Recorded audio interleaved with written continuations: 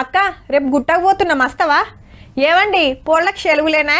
శనివారం డ్యూటీకి సెలవు పెడితే ఎటన్నా పోయొద్దాం. బస్సుకు గంత దూరం ఏం పోతాం?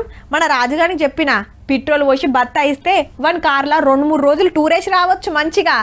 ఎండాకాలంలో గిట్లనే ప్లాన్లు వేస్తుంటారు, అందరికీ తీర్వాటం దొరుకుతుంది కదా.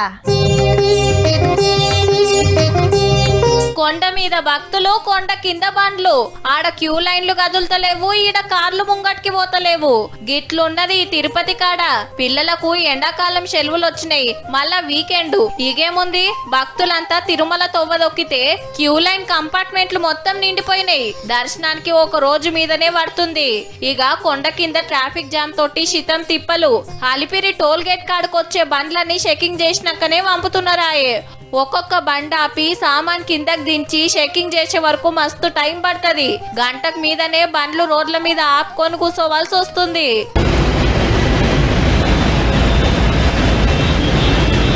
మన యాదగిరి గుట్ట కాడ కూడా గిట్లనే ఉన్నది. శీతం వస్తున్నారు భక్తులు.